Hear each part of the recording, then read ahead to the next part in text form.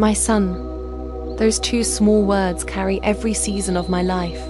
My son learned to walk on these cool tiles, raced toy cars under this table, and fell asleep on the veranda with cookie crumbs on his cheeks. My son once said this villa smelled like lemons and books and bread. Now I hold on to those words like a handrail, because the ground under my feet has shifted. Before I tell you what he did, I have to tell you what this place is. My name is Sophia. I am 70 years old, and my home sits on a rise above the sea, where the evening sun paints the walls gold, and the wind tastes like salt. The shutters are blue because Marco, my husband, said blue keeps away sorrow. He painted them himself. The year our boy, Daniel, turned 3. If you lean over the veranda rail, you can see the thin line where the sky kisses the water. That line has kept me alive on days when nothing else could. This villa is not a prize. It is a long story written in brick, tile, and stubbornness. Marco and I started poor. We worked like two animals pulling the same cart. He loaded crates on the docks, then learned to lead the crews.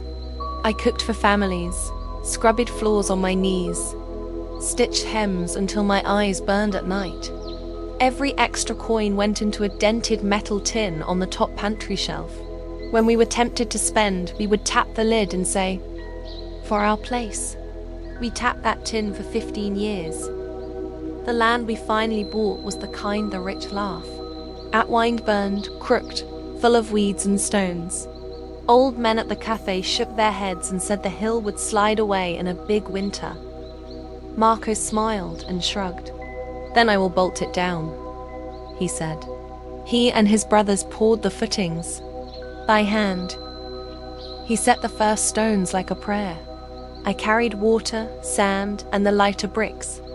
I cooked soup for whoever was on the ladder that day, and painted trim after Daniel fell asleep.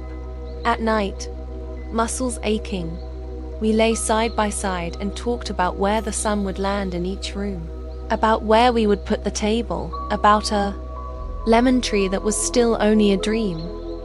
The first winter, wind crawled under the doors and sang in the chimney. The second winter, the roof leaked in 3 places. We put bowls under the drips and laughed until we cried. The third winter, the house held. We learned it like you learn a person. Where it is strong, where it complains, what it forgives. Every corner keeps a piece of us. The kitchen table has a small round burn from the New Year's sparkler Daniel dropped when he was 8. The hallway holds pencil marks with dates. His height at 5, at 8, at 13. His name written in my quick, crooked hand. The back steps creak because Marco refused to fix them. "Every home," he said, "needs one noisy step so you can hear. Sneaky feet at night." In the garden stands a lemon tree that almost died twice and then decided to live. I feel close to it. Marco died on a quiet morning 9 years ago. Broom in his hands, sweeping the terrace just like always. His coffee cup sat on the rail, half full. I found it cold at noon and cried over it like a widow at a grave. At night, I took his pillow and put it on my chest so I could pretend the weight there was love and not only sorrow. For weeks I slept on the couch with the lamp on because the bed felt too big without his breath. Even now I sometimes wake and listen for his feet in the kitchen. Then the silence presses down like a heavy blanket. I get up and open the shutters, let the sea wind walk through the rooms and tell myself, he built this. He is in the walls. Daniel is my only child. He has his father's kind mouth and my stubborn chin. I loved him too much, maybe. Forgave too quickly, for sure. When he forgot to come home on time, I waited at the gate with a sweater. When he failed a class, I found a tutor. When a scooter clipped his bumper and he was shaking, I sat with him at the police station and guided his pen across the form. I praised him for small things because small things build a man. I scolded him when he deserved it because truth also builds a man. I am proud of him, That remains true. Remember that when my words grow hard. 5 years ago, Daniel met a woman at work. Her name is Leia. She is beautiful in a polished magazine way, eyebrows neat as ribbons, skin that never seems to shine, clothes that whisper when she moves. First, I tried to like her. The first time she came to the villa, she brought a cake in a white box and kissed both my cheeks. "Sophia," she said, looking around the living room with big eyes. "Your home is like a dream. So tasteful." Tasteful, a new word in my house. She said it like a stamp of approval she could give or take away as she walked. Her gaze slid over the stone mantel, the carved door frames, the paint, the tiles, not in a warm way, in a measuring way, like a buyer at a private showing. For a second, I felt my shoulders come up as if to protect the walls. I pushed that feeling away. She is Daniel's choice, I told myself. Let her be. Then I met her family. Her mother, Nadia, speaks like a salesperson fast, pleased with her own words, always standing in the brightest part of the room. Her father, Victor, wears perfect shirts and shoes even on Sunday morning, shakes hands with 2 fingers, and smiles more with teeth than with eyes. Her brother, Thomas, tells stories where he is always the clever one. Bought low, sold high, new. A guy got it half price. I have met all kinds of people in my life. With them, every talk felt like a market. Someone was always winning. Daniel and Leia married in our garden a year later. The day was so beautiful it hurt. I strung lights around the pergola and baked 4 pies. We ate, we danced. My friends sang a rude song, and we laughed until our bellies ached. I gave them my mother's silver as a gift. Leia leaned close to whisper, "We'll have Sunday dinners here. Always." I kissed her hair and said, "Good. That's why the table is big." For a while, Sundays were sweet. They came with flowers, with gossip from the city, with stories from Daniel's work. We ate late and watched the sky go orange. Leah helped clear plates with a smile and soft hands. I believed I had gained a daughter. Then, slowly, the wind changed. Leah began to bring her mother more often. Nadia would stroll the rooms like a cat, running a finger along the mantel, tilting her head at the ceiling, tapping the window frames. "This house has such potential," she would say, breathing the word as if it were perfume. "If you opened up that wall, added glass, took down these fussy shutters, oh, Sophia, it could be worth 3 times what you think." "I like my walls," I would answer, smiling so my words wouldn't sting. "They keep out wind and fools." She laughed like I had told a joke, but her eyes kept measuring. After a few months, Nadia's small comments turned into firm advice.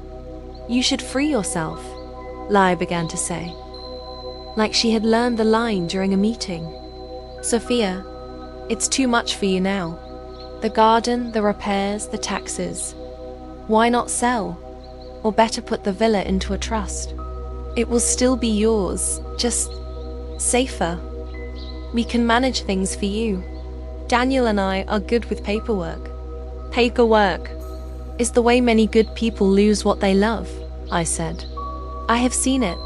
You are adorable," Nadia chimed, touching my arm with fingers heavy with rings. "No one will trick you. We are family." The next Sunday, Victor came.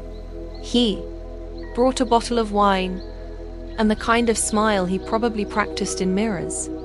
He sat in my kitchen and made a little stage with his hands. "Sophia," he said, "in our culture we take care of our elders. We make sure their assets are protected. We modernize, we simplify. You deserve to rest." "I rest when I cook," I said, setting down a plate. "And I am not your culture. I am Sophia." He laughed softly. Of course. But think of the numbers. With a few smart moves, your son could have a stronger base one day. Isn't that what you want? I looked at Daniel then. He was rinsing plates, his head down. I saw uncertainty flicker across his mouth. He wanted to be a good husband, a good son, a man who makes plans. I felt my heart bend toward him like a branch in wind. "We will talk another day," I said, and steered the talk to dessert. From then on, the topic arrived on schedule. Some visits it came like a joke. "Sophia, when we do the renovation, you will finally have a dishwasher." Some visits it came with soft scolding. "Don't be stubborn. You worked so hard. Let us carry it now." Always, it came with numbers, with charts on a phone, with words like asset, portfolio, vehicle, words that felt wrong in our kitchen. I tried to ignore it. I changed the subject. I refilled glasses and asked about work, about weather, about tomatoes in their window box. When that didn't work, I teased. "Liar, I can see my own reflection in this floor. If you polish it any more, I will slide across the room." She smiled. "When we update, we'll put in something low maintenance." "I don't want low maintenance," I said. "I want my floor." She blinked, then laughed again, but her eyes cooled by a few degrees. I told myself, I was imagining things. That happens when you are old and alone. Shadows get longer. Sounds get louder. I told myself they were only trying to help. Help sometimes sounds like control if you are tired. I reminded myself that Daniel loved me. I reminded myself that he loved this house. But sometimes at night, after the dishes were stacked and the lights were out, I would stand in the hallway and press my fingers to the pencil marks on the wall. The numbers under those lines are dates that matter, and the spaces between them are years I cannot replace. "You are mine," I would whisper to the house. "You are ours." Then I would sleep, and in the morning I would decide to be kind again, because kindness is the only way I know to live. Still, certain moments stuck like fishbones in the throat. Leah once took a photo of the lemon tree and said, "If we paved this corner and put a plunge pool, the listing value would jump." Nadia once ran hand along the carved door frame and said, "These moldings are so fussy. Clean lines sell better." Victor once stood in my study and called the mantle underutilized real estate. Real estate. That word in my house made me want to wash my hands. I began to say no more often. Not loud, not angry, just no. No, I don't want to talk about trust today. No, we will not take down that wall. No, I don't need help paying a bill I have paid for 40 years.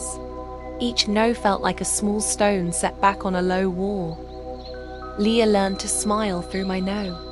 She would lean in and lower her voice until it was sweet as cake. "Sophia, do not make everything heavy. We love you. We only want what is best. This is modern. This is how families do it now."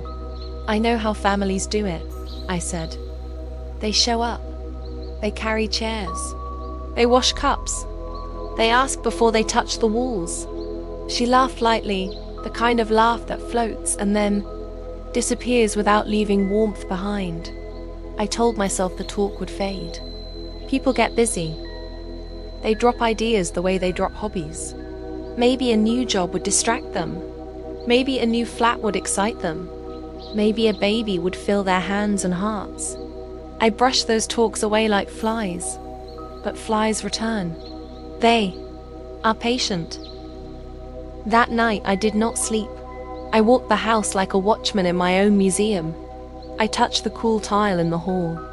I stood in Daniel's old doorway and slid my fingers over the pencil marks behind the curtain ages. Heights. His name in my quick hand. I told myself to be calm in the morning. Use clear words. Ask clear questions. Do not shout. Do not cry in front of people who treat tears like weakness. I made a little list on the back of an old grocery slip. Call notary, get deed, breathe. Stand up straight. At dawn I made coffee. I did not drink and phoned the notary who had helped Marco and me years ago. A stranger's voice answered and put me on hold. The music was too bright for so early. When the line clicked again, a woman said, "My father is retired. This is Julia. Can I help?" I told her the short version. She asked me for the long one. I gave it to her in pieces, like stones I had been carrying in my pockets. "Start with facts," she said gently when I ran out of breath. "We will hold the feelings for later. Go to the land registry. Get a copy of the new deed. Bring it to me." At the registry, I took a number and sat on a hard chair under a buzzing light. A young mother tried to keep a toddler happy with crackers. An old man argued with a form. A clerk called numbers in a tired voice. When it was my turn, I slid my papers under glass and asked for the current title to my villa. The clerk typed and frowned at her screen. "Owner is a trust," she said finally, and printed a page. "These are the trustees." She circled the names with her pen. My son, his wife, her mother, her father. Next to my name were 4 small words. Lifetime right of residence. I took the paper outside and sat on the cold steps. The sky was too bright. The letters swam a little. I pressed the deed flat with both hands, as if I could push the ink back into a shape that made sense. I heard Marco in my head. "Read the lines, not the story you wish they told." So I read. The story on the page was simple and hard. In one move, with one signature on a day when I had been afraid of anesthesia, my house had been moved like a chess piece to a board I did not choose. I walked home with the deed in my bag and a hole in my stomach. I planned to put the paper on my kitchen table and build my next step around it. Instead, when I reached the gate, my key did not turn. The metal felt wrong in my hand. I tried again, slowly, like the lock needed calming. No. I pressed the bell. The sound rang inside my own house. Thin and far away, Victor opened the door wearing one of my aprons. It had flour on it that did not come from my hands. "Sophia," he said warmly, as if I were a neighbor stopping by. "We were going to call you." "Why is the lock different?" I asked. My voice sounded steady. My heart did not. "Security," he said. "New insurance. We are standardizing access." He held the door wider, the way polite people do when they think you are being unreasonable. "Daniel has your key." I walked in. Laia and Daniel sat at the kitchen table with a neat stack of papers between them. Sticky tabs poked out like colored tongues. Laia smiled too wide. Daniel tried to smile and only reached halfway. "What is this?" I asked, looking only at my son. "Sophia," Laia began, hands open, palms up, as if she were giving me a gift. "We did something good. We moved the villa into a family trust. It is cleaner, safer, better for taxes. You are the primary resident. For life. Nothing changes day to day. You won't have to worry about repairs. We will manage everything." I kept my eyes on Daniel. "Whose trust?" I asked. "Say the names out loud." He swallowed. "Mine. Laia's. Victor's. For management only," he added quickly. "Legal structure. Logistics." "Legal structure," I repeated. The words felt like pebbles in my mouth. "You used the paper I signed at the hospital." He flinched. Then he nodded. "Only to file the transfer. It was legal, Mom. I swear. You still live here. You don't lose anything." "I lost my key," I said. "And the right to say no." He reached across the table.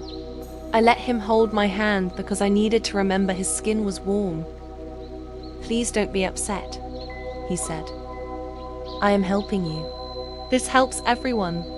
Nadia stood with her arms folded, mouth tucked into a small smile that did not reach her eyes. We are one family now, she said. The villa is an asset. We are protecting it. You will be safe, provided for, and respected. And when the Lord calls you home, many, many years from now, she touched her chest, the property will remain where it belongs. With the family. With whose family? I asked. No one answered. That night, I wrote another list. This one, in big letters, all the way down the page. Notary's daughter Julia. Deed. Police. No. Lowy, yes. Do not argue with hungry people. Count to 10 before speaking. Speak to Daniel alone. Breathe. Breathe again. In the morning I called Julia and read the deed to her over the phone. Bring it, she said. Also any messages, texts, emails, anything they wrote about this plan. We will collect the small pieces. Small pieces tell the big truth. Her office was small and neat. She placed the deed on a clean pad of paper and traced the names with a capped pen. Abuse of power of attorney, she said softly, and perhaps undue influence. We can ask the court to freeze any sale or renovations. We can ask to void the transfer. But first we will stop movement. Then we will argue. I don't want a war, I said. I want my son back. Sometimes standing still looks like a war to those who were moving you, she said. But we will make our stand with quiet papers, not loud fights. I went home and asked for a meeting at my table. Me, my son, his wife, her parents. Number, cousins. No neighbors. No phones on the table. I made coffee because hot cups keep hands busy and tempers down. Explain this to me, I said, putting the deed in the center like a bad centerpiece. Not the beautiful story, the plain one. Victor took the floor like a salesman on a call. He talked about asset protection, estates, vehicles, limiting exposure, maximizing value. He said we and our when he meant me and mine. He did not look at the pencil marks on my wall. I turned to Laya. You promised Sunday. Dinners, I said. Now you want to open walls and change locks. You say you gave me security. You gave me a small cage made of nice words. What do you want next? My ring? My bed? My breath? How can you say that? She cried. We love you. We put you on the documents. You can live here forever. I worry about one thing, I said. I worry that when I die, my son will not remember how to be a son. Daniel pushed his cup away and stared at his hands. Don't talk like that, he said. His voice cracked. You're not going anywhere. Everyone goes somewhere, I said. The question is who will stand on this veranda when I am gone? Will it be you, or people who know my kitchen only well enough to measure it? Silence. Settled. I heard the clock. I heard a gull outside curse another gull. I heard my own breath. Victor broke the quiet with a smooth offer. If your concern is inheritance, Sophia, we can make your son the primary remainder beneficiary. We have no interest in cutting him out. Primary remainder beneficiary, I repeated. That is a cold way to say child. Nadia put a hand on Laya's shoulder. You are making this emotional, she said. Property is property. Family is family. We did what is best. You will see. I am seeing, I said, very clearly. The next morning, Julia filed an emergency motion. A court clerk stamped it with a heavy hand that made the paper feel official enough to breathe. No sale. No mortgage. No renovations, the order read. No change of locks. I stood on the steps outside the courthouse with the paper in my hand. and felt a lock slide back into place inside my chest. When the papers were served, Leia came into my kitchen like a storm moving over water. "How dare you?" she hissed. "You are attacking your own son." "I am protecting him," I said, and took a deep breath before adding the next sentence, the one that cost me pride. "And I am protecting myself." She laughed hard and bright. "A judge will not choose feelings over a clean plan with 4 signatures." "You signed." "It's done." "I signed to let a doctor put me to sleep without worrying about the electricity bill," I said. "I did not sign to let you take my house." She left with fury in her steps. Daniel did not come that night. My phone lit up with messages I did not open. I made tea and put my palm flat on the kitchen wall. "Help me," I said to the stone. "Hold me up." Then I said it to myself. "Stay steady. Do not break." Julia's work shifted from soft to sharp. She requested the power of attorney from the clinic. When the copy arrived, she placed it next to the one I remembered signing. The clinic's pages had their letterhead and a neat footer. The extra page tucked in the middle did not. The font was a little off. The spacing spoke a different dialect. A line had been added for property management decisions as needed to protect assets and plan estates. The notary stamp on that page belonged to a man who had lost his job last year for irregular procedures. Julia circled the oddities in blue. "Someone got creative," she said. We printed every message I had saved. The night Leah texted, "Bring your ID to the hospital so we can finish the paperwork for the utilities." Then the morning she wrote, "We will take the trust. Draft to you. Just sign, we will handle the rest." We highlighted dates. We marked the day the locks changed. We found a neighbor who had seen a locksmith van at noon. We took photos of the new lock. We wrote a timeline that looked like a slow, careful trap. Hearing day came. Courtrooms have a smell old wood, new paper, a hint of dust, and something else like fear, pretending it is calm. People sat on benches with folders hugged to their chests. A bailiff called names. We went in. The judge was not young, not old, not friendly, not cruel.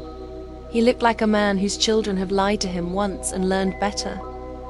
Leah and her parents brought a lawyer who spoke like a treadmill steady. Fast, no room for breath. He said estate strategy and elder stability and family. Alignment. He called my house the asset every time. Not once did he say the word home. Giuli spoke plainly. She did not raise her voice. "Your Honor," she said, "this is not strategy. This is pressure wrapped in pretty paper." My client signed a hospital form that began as a shield for surgery and was turned, without her full knowledge, into a sword to cut her out of her own title. The trust handed control to 4 people, 2 of whom are not blood and have a clear financial interest. She was not given copies. The locks were changed. Renovation crews were scheduled. This is undue influence. This is an abuse of power, of attorney. This is not care. It is control. The judge asked questions that made the air in the room tighter. Why was the power of attorney extended that day? Who suggested it? Who drafted the extra page? Who called the locksmith? Why are the in-laws listed as trustees? Why was the mother's name missing from any management role? What repairs were planned? What bids were requested? Each question cut away one soft excuse. He turned to Daniel. "Did you consider listing only yourself as a trustee for management, given that you are the blood relative?"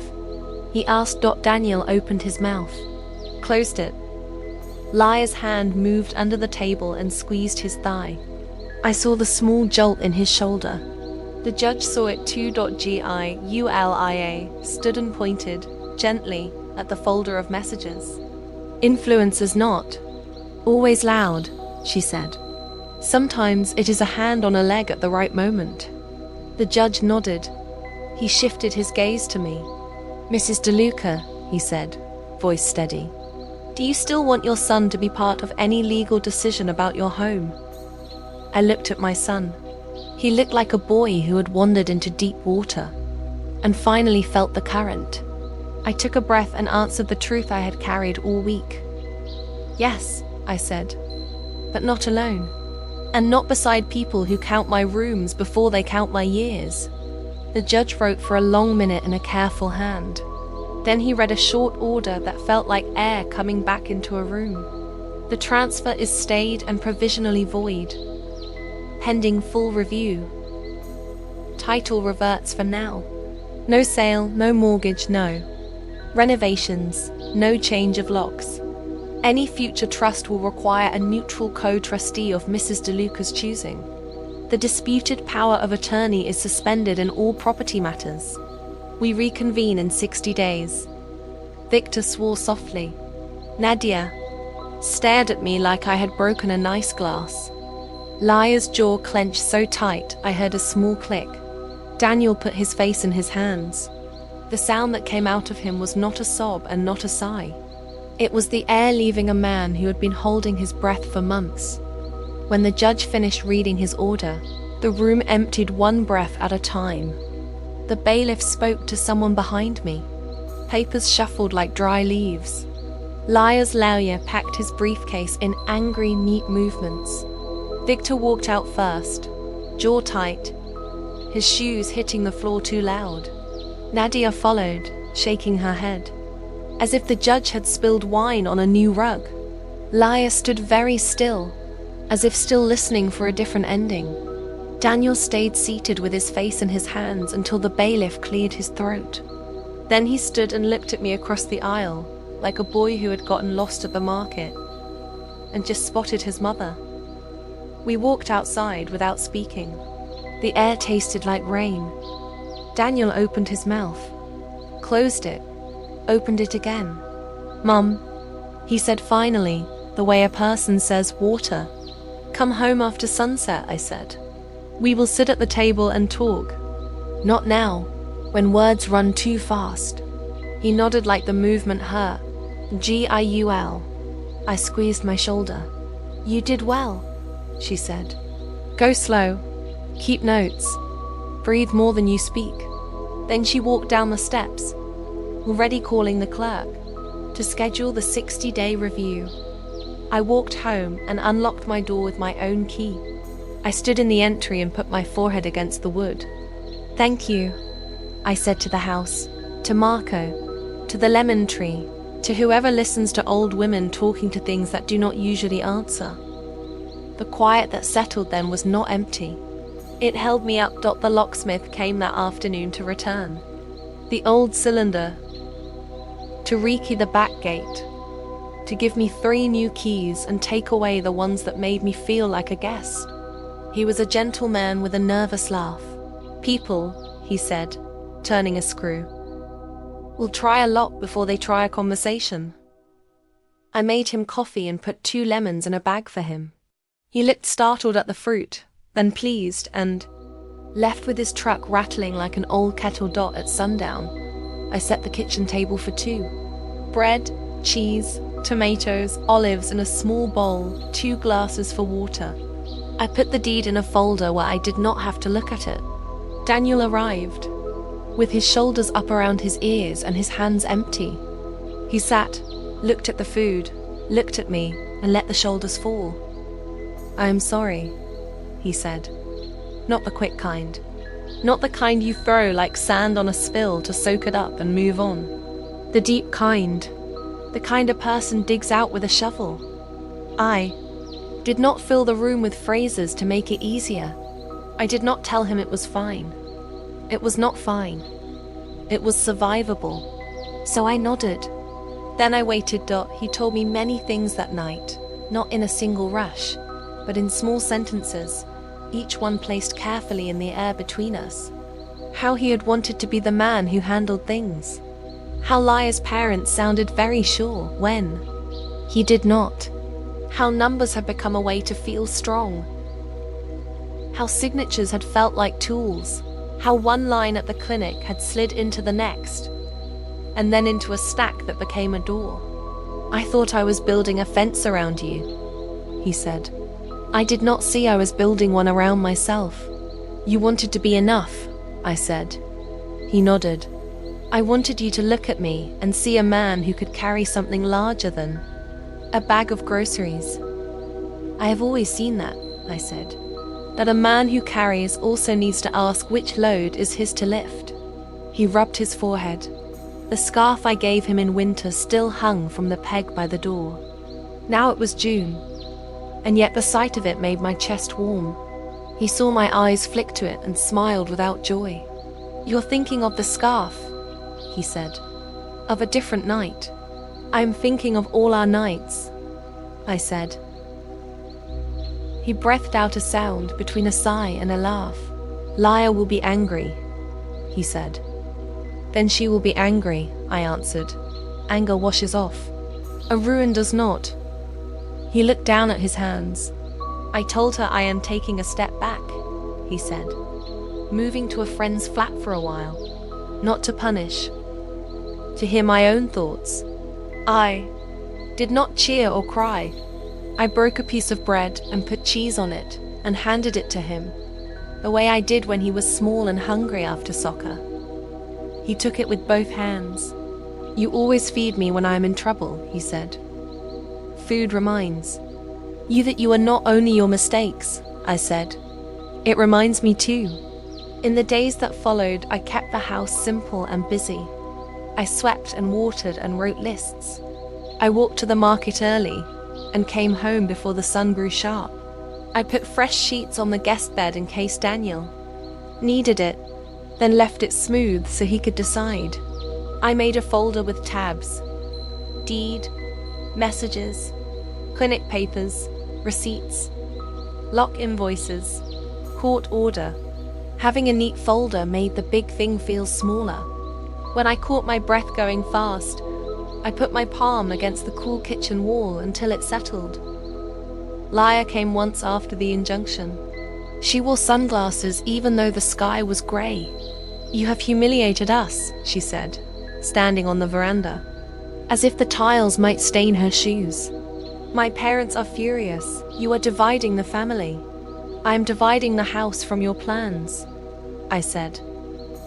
"That is different." "You think you won," she said. "I think I did not lose," answered. "There is room in that for all of us to be better." She laughed, sharp. "You are a poet now. Houses are assets, Sophia, not altars." "My altar is the table," I said. "There is room for you there when you come without a contract." She stepped closer, dropped her voice to the nice tone people use when they are about to ask for something bold. "Listen to me. We can fix this another way. Put it back into a trust with the proper words. Leave me off if you must. Keep Daniel and my father. My father knows these things. You think you can handle taxes and contractors and lawsuits when they come? You are 70. I am Sophia," I said. "I handled a war of grief. I handled 50 years of bills. I handled birth and loss and nights of storm. I can handle a contractor, and I can pay a professional who does not eat at my table." Her mouth tightened. "You have made my husband choose." "No," I said, calm as I could make the word. "You did, when you changed a lock without asking." She turned and left without touching the rail. That was the last time she came onto my veranda. Victor and Nadia did not come back at all. They sent a message through their Lauia offering to resolve the matter amicably if I added them back as trustees and allowed their contractor to complete modest updates before the review. Julia forwarded the message with 3 words. "We decline politely." I wrote back, "Add 4 more words and permanently." She did. Daniel and I began to build a new routine. He came on Wednesdays to fix one small thing. Nothing heroic, I told him. No feats, only gentle work. He reseated a loose tile, He oiled the squeaky gate, but left the squeak in the bottom stair because of Marco's rule. He cleaned the path with the old power washer Marco rarely used because it made too much noise. He picked lemons with me and laughed at the way I always while I plucked Dot at first. We hardly talked while we worked. It is easier sometimes to speak beside someone than across a table. He told me little spells of his days. The old neighbor in his temporary building who feeds birds at dawn. The way the laundromat smells like hot coins. The counselor who talks in sentences so clear they feel like glass. I told him small things too. How the sea changes color just before a storm. That the cat who visits the garden is not ours but behaves as if we might be hers. That I have begun writing down recipes properly at last, with measurements instead of until it looks right. We made rules for our talks the way people make rules for games, so that everyone can keep playing. No shouting. No leaving the room while the other person is still speaking. No blaming people who are not present. No using the words always or never, because those words pull history like a net and make the present drown.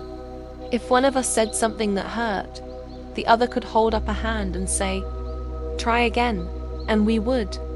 2 weeks after the injunction, Julia asked me to choose a neutral co-trustee, in case I still wanted a trust in the future. Bank? She offered. A professional fiduciary. A retired judge.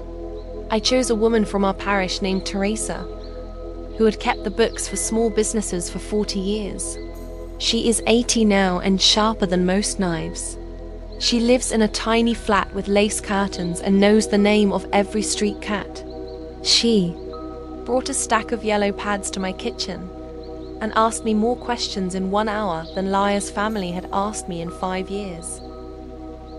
Who is to be called first if you slip on a step? She asked. Who waters the lemon tree if you are in hospital? When do bills come?